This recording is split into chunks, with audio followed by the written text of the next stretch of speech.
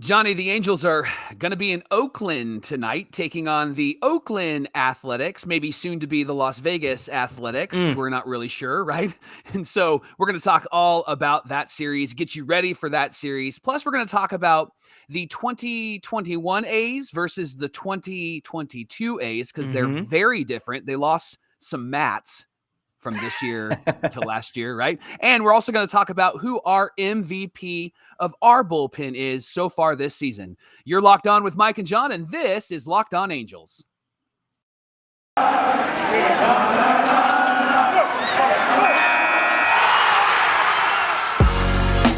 You are Locked On Angels, your daily Los Angeles Angels podcast. Part of the Locked On Podcast Network, your team every day. Thanks for making Locked On Angels your first listen of the day. We're free and available wherever you get your podcast. If you're listening on the audio side, thank you so much. You can rate and review the pod, 5 stars, please. And if you're watching on the video side, you can subscribe and click that bell on YouTube and be notified every time a new episode hits.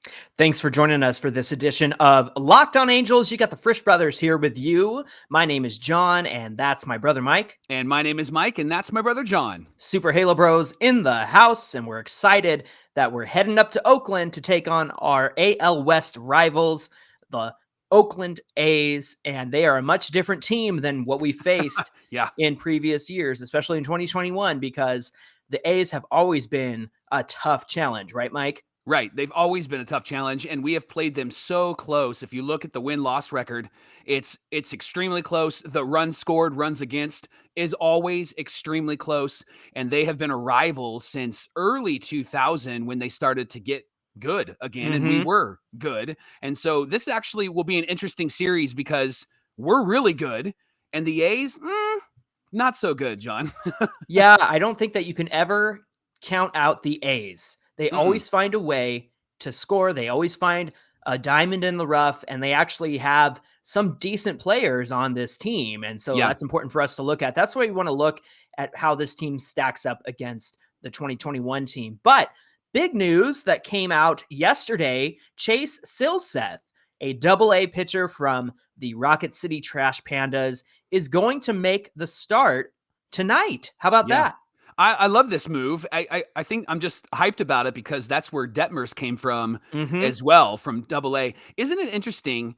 Mike Trout was in AA when he got called up, and it seems like the good players that the Angels have brought up are from AA. Like they skip AAA completely, and they're brought directly to the major leagues. And so I wonder if there's something about our system that we put some of those really great prospects in the AA system, and it helps prepare them for major leagues. Yeah, I think the big difference between AA and AAA, as we all know, is that AAA is definitely hitter friendly. Yeah. And I think a lot of the times our pitchers who are pitching prospects will work out in AA mostly because they don't want those guys to get mashed in AAA because it's not a good reflection on the type of pitcher that this person can be. So I think that's why you see a lot of guys coming up from AA, unless they've been in the majors and then get sent back down, kind of like Jose Suarez. I think that's a situation where he's going to be in AAA, but I think that it has everything to do with the fact that it's just so hitter friendly that you don't get a good read, and no pun intended, you don't get a good read and you don't get a good interpretation of the kind of pitcher you're getting in the major. So I think that's why a lot of these guys come up from AA. But let's look at some of his stats so far. He's got 5 starts. Let's not gloss over the fact that he was drafted in those 20 pitchers that were drafted last season in 2021. Just last year. Yeah. He's gone 2-0 with a 1.73 ERA, 26 innings pitched, and 37 Ks. How about that? So Silseth is somebody that we're excited to see on the mound. I don't imagine he'll go very long because this is his first major league start, but I think the team, like the A's, is a great starting point, kind of like how we saw Diaz against the Nationals last weekend. I think this is a great team to try somebody new out on because it's not the mashing Matt Chapmans and Olsons of the A's of yesteryear. It's a team that I think is manageable, and I think that Silseth will be able to handle it well. Yeah. Do you think high or low? Is he going 4 innings? You going low, or are you going higher than that? I'm going higher than 4, definitely. How many pitches are you letting him throw if you're Joe Madden? Oh, I don't know. I mean, it seems like he's stretched out with 5 starts and Yeah. as many innings pitched as he has. I think that he could at least hit 90. Okay. Yeah. I Yeah. think So that'd be we'll great see. if he got to 90. Yeah. We'll see how how far he lets him go, Yeah. unless this pesky A's lineup can get to him. That's a good So word. that's going to be It's pesky. Silseth on Friday. He's going to go, and then Jonathan Diaz is back, and he's going Yes. to pitch Game 1 on Saturday.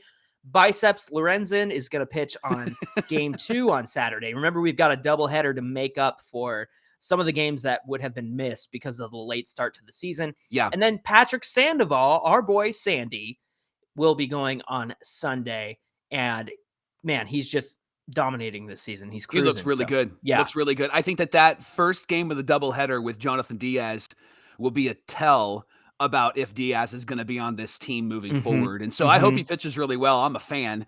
And so I hope he pitches really, really well in that game, because I think that he'll be a great addition to that starting rotation moving forward. So 1 year ago, the A's lineup looked something like this. You had Sean Murphy, who is still there. Yep. And is one of the best catchers in all of baseball and one of the best offensive catchers, I believe, too. There's not many great catchers out there, is there? Not like, got Yeah, it doesn't feel like that. Yeah. I mean, there's the Kansas City guy, and then there's I'd have to sit and think on that for a moment. Yeah, Salvador Perez is probably the only offensive. He's the guy that stands out as an offensive guy, right? I'm trying to think of who else would be offensive. Who's the guy with Philadelphia, with the Phillies? Their catcher. JT Real Muto. Gosh, can't exactly. even say it. Real Muto. Yeah. He's also a star catcher. And then, of course, you got Yadier Molina, but he's just in his last season. So yeah, Yachty is like head and shoulders above everybody, and I think people just like him. Yeah, right? No kidding. Yeah, Matt Olson, who destroyed us every time he came to Angel Stadium. He loved hitting a home run to right field. Yeah, he played first. Jed Lowry was at second base. They still have Elvis Andrews. Matt Chapman is now with the Blue Jays at third, and then Mark Canha is now with the Mets. He is. Ramon Laureano is returning soon to the A's. Seth Brown is still with the A's, and they had Mitch Moreland.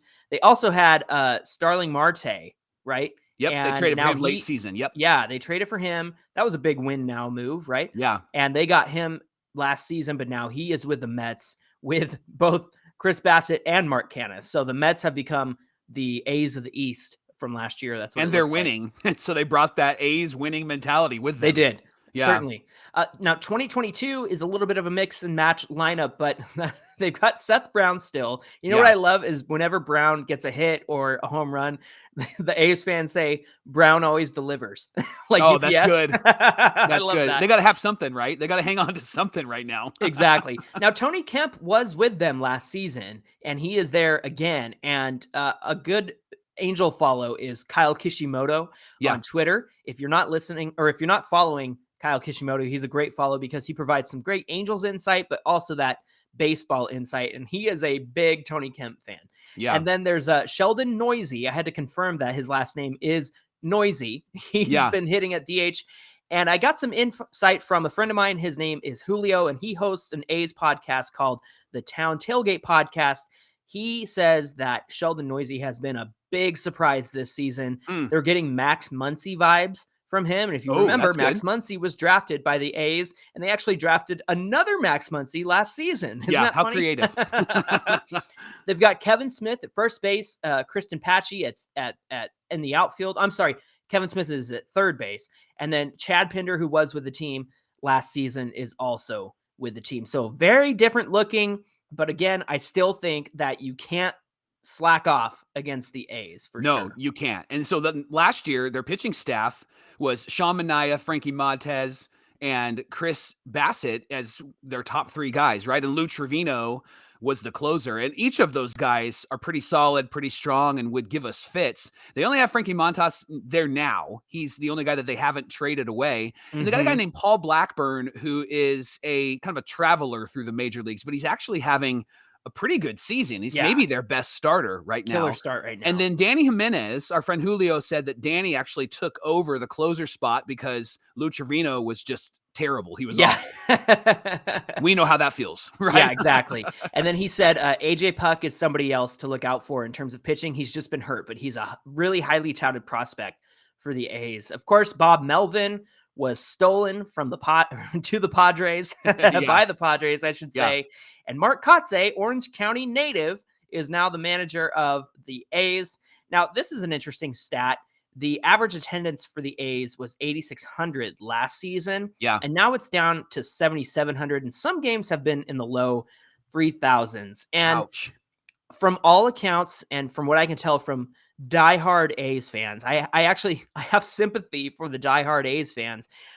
The stadium is just not accommodating the fans. Yeah. We have heard things like they're short-staffed and the upkeep is not going very well. It's just kind of sad because Oakland natives and Bay Area natives want the team to stay there. I would feel terrible if the Angels clearly didn't want to stay in Anaheim and they wanted to be somewhere else in another state. And I just think it's unfair to the fans what the ownership is doing. So people who are talking about their attendance, I think, like, let's back off. Like, let's not. It feels kind of like a sabotage, right? It feels a bit like self-sabotage. Like the ownership is doing that. If you haven't watched that classic A's movie, I'm blinking on the name. Moneyball. Thank you.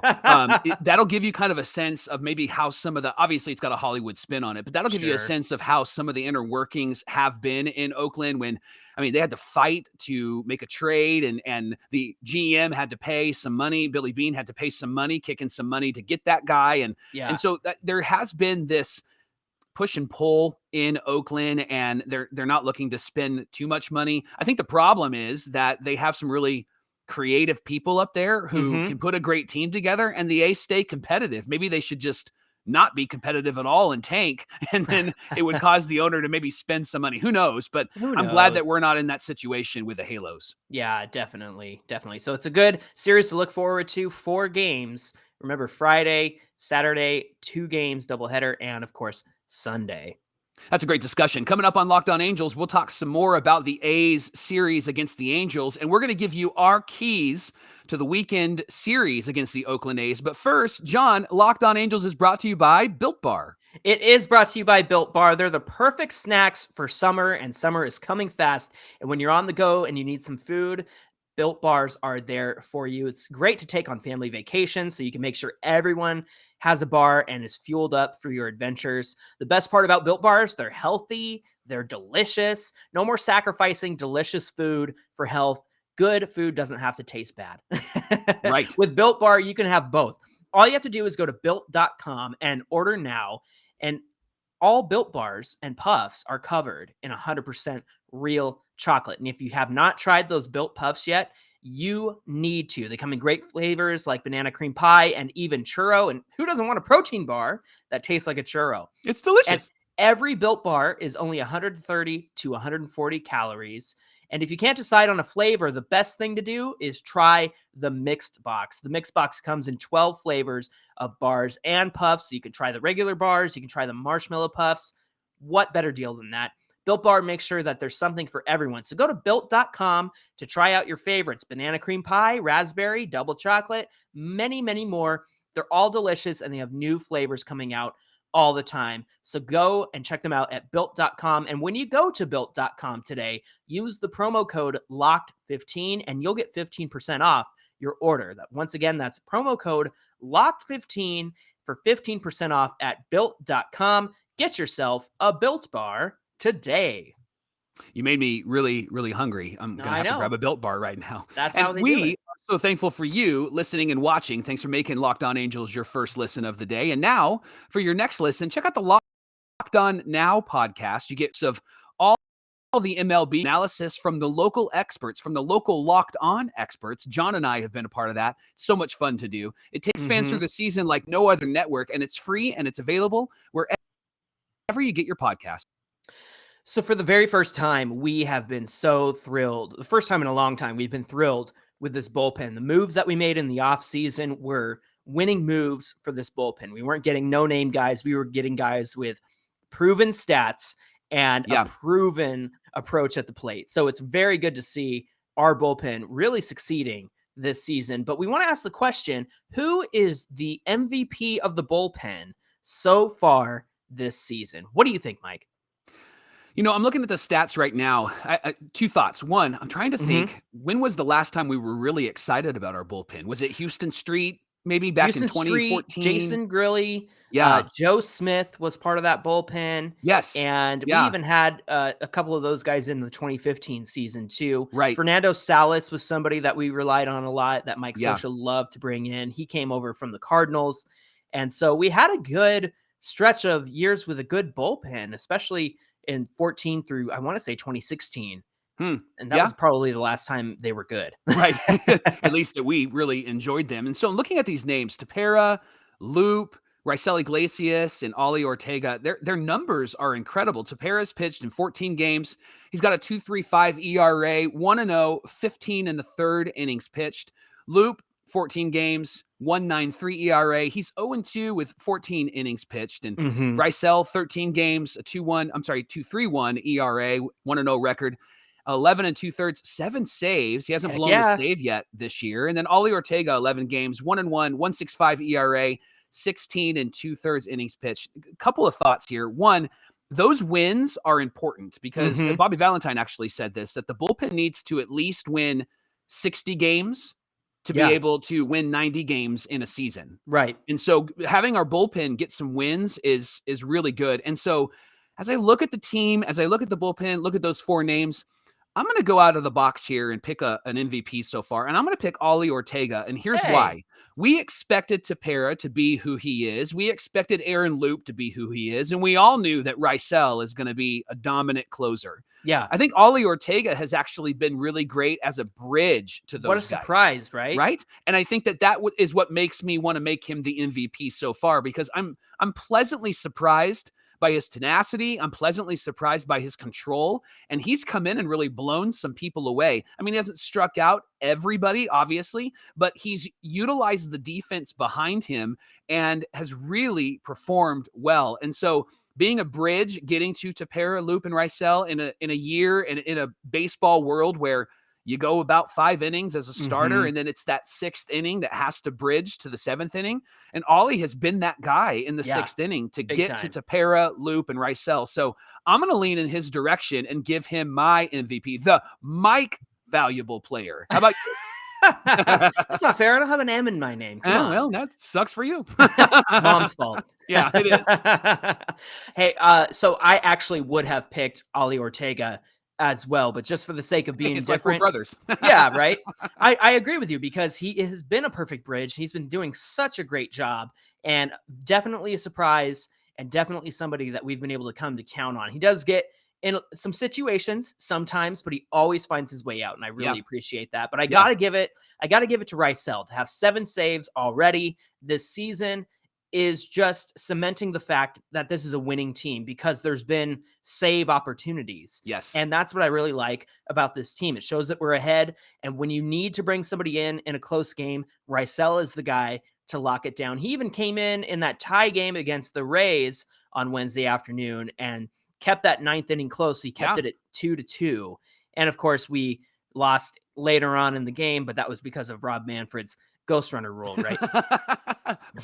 I'm not bitter at all. But I have to give it to Raisel. And even when he came in after Michael Lorenzen got 8 1/3 and Raisel struggled, he was frustrated, and I liked seeing the fire. He was smacking his glove in the dugout because he knows he's better than that, and we know he's better than that. Yeah. And it's not that he was like throwing a fit. It was just frustration at the fact that, like, this isn't me. This isn't who I am. I can do better than this. Right. And we all were behind him. I didn't feel bad about the fact that he was upset in that dugout. I thought it was great that he was upset in the dugout, because it was like, oh, somebody cares. He really does care. Right. And I really liked seeing that from him. So I'm going to give it to Raisel, but I would be remiss to not mention Jimmy Herget. I think that Jimmy Herget has carried a lot of innings out of nowhere on his back. Yeah, the human glitch. He started that game, that bullpen game where Noah Syndergaard got sick, and he went 3 innings. And who would have expected Jimmy Herget to do as well as he's been doing? And he was great last season when we picked him up from Texas. He got released, and then we swiped him. And he's just been a great addition to the bullpen. Somebody that you don't need to rely on for high leverage stuff, just getting you through the situation, getting you through to the next guy, especially in those games that have been a blowout like the other 2 games in the Rays series, especially when we're up so many runs. You can bring in somebody like a Jimmy Herget to just get you through and save the other arms that you need to save for the more important situations. Eat some innings, right? I love I love what's been trending on Twitter with Jimmy Herget when he struck out that batter against Tampa Bay, and he actually hit the batter, but the guy still swung. And struck out.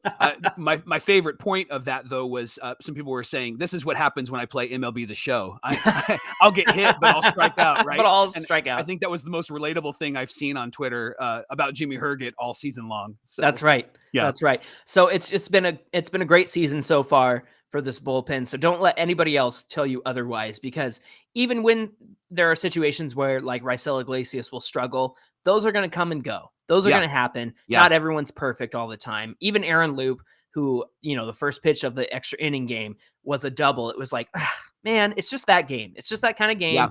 And Aaron Loop is better than that. And he's proven that. So I think that we are in a much better position than we have been in the last few years. And we actually spent money on this bullpen so that we could do stuff like this. And it's proven to be effective. For sure. Well, and to affirm Loop, like he wouldn't have given up a run if there wasn't a ghost runner. So, I mean, that was one of those things. You start an inning off and you got a double, right? Yeah. But he already has runners on, and it changes your mentality. I would have bet that he would have totally handled that a different way. And speaking of betting, Locked On Angels is brought to you by BetOnline. Well done. Check out betonline.net. It's your number one source for all your betting needs and sports info. You can find all the latest sports developments, league reviews, and news, including this year's basketball playoffs, which are intense right now, and of course, Major League Baseball. BetOnline is your continued source for all your sport wagering information, from live betting to playoffs to esports and more. Head to the website today, or you can use your mobile device to learn more about the trends and actions. BetOnline is where the game starts. That's right. And speaking of the game starting, if you're ready for tonight's game against the Oakland A's, we've got your keys to a successful weekend for our Halos, a la Mark Gubiza. It's great to have him back in the broadcast booth and healthy and everything. And he loves giving his key to the game and using a song. And so that's what we're going to do right now. So, Mike, when it comes to the Angels and the A's this weekend, what is your musical key to a series victory? All right. I'm a 90s kid, so I'm going to go back to my roots. Okay. And I've picked Tub Thumping by Chumbawamba. I get knocked down, but I get up again. I'm never going to be let down, right? Or you're ever going to keep me down. So, the Angels got knocked down against Tampa in that last game, and now it's time to get up again. And the A's are down, and we have to be aware that they might get up again. And they always seem to get up against the Angels. Always, it's close. The wins and losses are close, as I've mentioned. The runs scored and runs against are always close. And here's what I think the keys for the Angels are this weekend. One, we got to have our full team. So, Joe, no days off, please, right? No Ferris Bueller, please. No. Ferris Bueller's day off. Some people have noticed that Trout has been taking days off when Ohtani pitches. I don't think that is there's any sort of connection there, but like it's time for everybody to play this weekend. This is one of those weekends we have to have a winning record against the AOS, because we have been terrible against them in the last few years. So I really think that the key one is you got to have a full team. It's time to get back up again. Second key is we need to think like Cobra Kai. Strike first, strike hard, no mercy. No mercy. All right. And because we got to take full advantage of this A's team that is down for the count right now. Yeah. And I think the biggest key, third key, is we got to steal some bags, because our offense has been scoring in bunches, and then we're quiet for long stretches. And Too long. Right. And I think that we need to steal some bags. I think we need to unleash some of those fast guys. Like, I think Tyler Wade should be in that lineup a whole lot more this weekend, because he's going to be somebody that can steal some bags. I think we got to unleash Shohei Ohtani. He's not going to be pitching this weekend, so let's give him the sign to steal. I think stealing bags is going to be key this weekend, and it gets those opposing pitchers, it gets them thinking about other things rather than the pitch they're going to throw, right? They can't focus directly on the hitter. They got a distraction on first. Exactly. Right. Right. Very distracting. And I think that it puts them into a defensive posture instead of an offensive posture. And so I think it also allows the Angel hitters to see some more pitches because they might pitch out or they might try some sort of pitch to maybe a slide step to be able to slow down the running game. But the Angels can run and they're a quick team. And so I would love for them to try to steal some bags this weekend. Let's do some tub thumping this weekend against the Oakland A's. We've been knocked down. It's time to get up again. That's my keys for the weekend. What about you, Johnny? And if it doesn't go well, you can have a whiskey drink, a vodka drink, a cider drink, a lager drink, all four. Sing the songs that remind you of the good times and sing the songs that remind you of the better times. Mike, when a pitcher is dealing, what car analogy do we use? I'm trying to think of what yacht rot song you're going to pick here. I don't know. Tell me. How about we say a pitcher is cruising? Oh, and I picked the yacht rock classic, the Smooth Jam, Cruising. I love it. By Smokey Robinson. I want to do some cruising this weekend. Okay. And what I mean by that, I'm going to look at all 4 pitchers that are going to start this weekend, and I'm going to tell you their whip. Oh, whip. Got it. Chase Silseth in the minors has a .85 whip. That's walks and hits per innings pitched. So that means less than one person is getting on base for his average amount of innings. So that's a great whip. Now we'll see how that holds up against a major league team like the A's. So he's going to do some cruising through the inning because that means guys are not getting on base very often.